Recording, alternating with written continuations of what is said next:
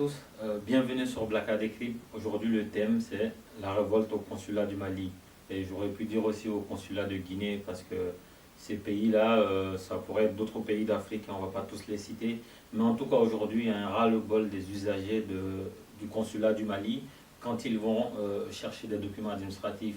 Pareil à l'ambassade de Guinée, en ce moment où je vous parle, il y a des queues de Guinéens venus de toutes les provinces de France pour faire des passeports, les fameux passeports biométriques. Et donc la plupart des analyses font des critiques d'ordre politique. Moi aujourd'hui je vais décider d'aller dans la critique technique. Qu'est-ce qui se passe? On a fait venir des gens du Mali, au consulat du Mali, pour faire face aux demandes de documents administratifs. Et les Maliens ont l'habitude de voyager, ils ont tous besoin d'un passeport. Et quand ce passeport pose problème, en fait c'est toute une machine qui est rouillée. Pour rappel, lorsqu'il y a eu le coup d'État en mars 2012 au Mali et que la CEDEAO a voté un embargo contre le Mali, l'économie malienne avait été soutenue par sa diaspora.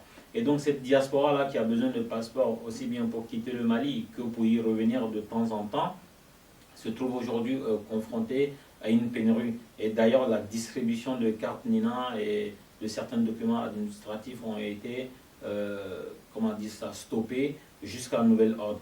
Et donc pour analyser de façon technique ce qui se passe au consulat du Mali ou même dans d'autres consulats africains où les usagers se plaignent, c'est qu'on a fait venir des gens qui sont des bureaucrates qui toute leur carrière ont servi qu'à signer, à poser leur signature.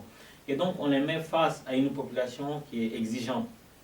Quand vous allez dans une administration malienne ou dans une administration française, en tout cas pour les Maliens vivant en France ou d'autres Africains vivant en France, il y a un contraste. D'un côté, l'administration française vous fait le boulot sans demander de pot de vin, avec rapidité, sourire, sans contrepartie. Quand vous allez dans les administrations maliennes, vous n'êtes pas les bienvenus. C'est-à-dire qu'au lieu que vous soyez reçu comme un prince ou comme un citoyen normal, on se pose la question du pourquoi vous êtes là. Il n'y a pas d'outil de production au consulat du Mali en France. Quand les employés arrivent le matin, ils ont juste à signer des dossiers. Leur boulot, c'est de signer des dossiers. Quand vous demandez un acte de naissance, l'ensemble des documents qu'on vous réclame vous sont réclamés pour d'autres dossiers alors qu'ils auraient pu servir pour faire chacun de ces dossiers-là. Et donc il y a un problème d'archivage. Les dossiers que vous procurez au consulat ne sont pas archivés. Et donc ce qui crée la situation dans laquelle on va vous les réclamer chaque fois que vous allez venir. Il n'y a pas de fichier qu'on pourrait consulter de façon instantanée pour savoir qui vous êtes à partir d'un numéro pour vous rendre ces documents administratifs. Et donc la plupart des gens se plaignent du consul, se plaignent des salariés du consulat, se plaignent de toute la machine. Il y a une décision politique derrière, c'est-à-dire que les autorités maliennes n'ont pas encore réfléchi sur une évolution d'une situation de logique de moyens à une situation de logique de résultats. Aujourd'hui, quand les gens au consulat se plaignent, oui, nous n'avons pas de moyens, nous n'avons pas ceci, cela. Jamais ils vont s'exprimer en termes de statistiques. Sur l'année 2015, nous avons délivré tel nombre de documents sur tel nombre de demandes. Ça, vous n'entendrez jamais parler parce que nous ne sommes pas dans une logique de productivité.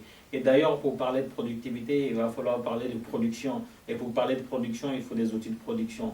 Et quand je parle d'outils de production, je veux parler de logiciels. Quand vous allez dans les bureaux, vous allez trouver sur leur table des ordinateurs, mais ces ordinateurs servent à jouer à des jeux tels que le solitaire ou à Zumba Deluxe, ou à écouter de la musique Amikoita, Salvikita ou du coupé décalé, ou tout simplement à répondre à des mails de temps en temps.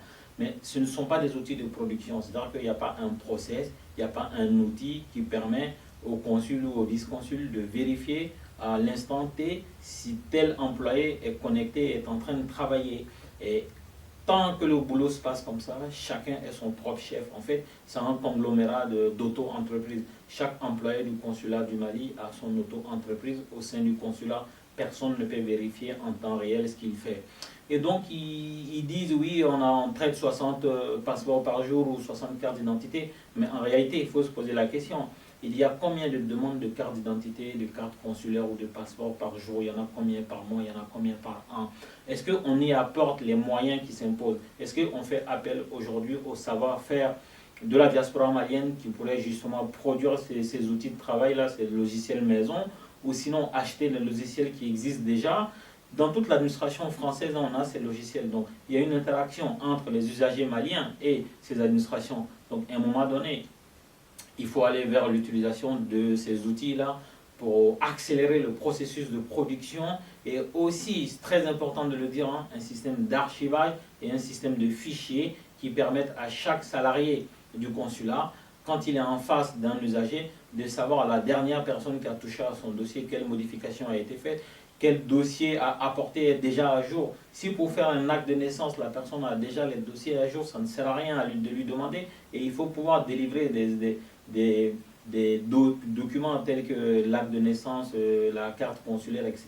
le même jour. Le passeport n'est pas produit sur place, donc effectivement on peut parler de délai, mais il faut que les délais soient raccourcis, parce que on a coutume de le dire, la diaspora contribue plus à l'économie que l'aide publique au développement. Et cette diaspora a besoin de passeport. Sans passeport, les gens ne peuvent rien faire, ils ne peuvent pas aller en vacances, ils ne peuvent pas, une fois qu'ils sont en vacances, revenir. Il y a des gens qui se trouvent bloqués, qui perdent leurs emplois, et donc cette contribution de la diaspora à l'économie nationale se voit amputée. Et aussi l'atmosphère est assez délétère en ce moment à Paris. Il y a une révolte, il y a une fronde, les gens n'en peuvent plus. Ils sont en train de se mobiliser contre ce qu'ils dénoncent au consulat. Et donc c'est un appel au pouvoir public au Mali qui doivent déployer les moyens pour le consulat de bien écouter le message des Maliens de France qui n'en peuvent plus. Les Maliens de France n'en peuvent plus, ils veulent qu'il y ait du changement. Et le changement, ce n'est pas la tête du consul. Le changement, ce sont les process de production des documents administratifs que le consulat rend. Donc sur ce, je vous dis à la prochaine. Merci de m'avoir suivi. C'était Black Adéclip.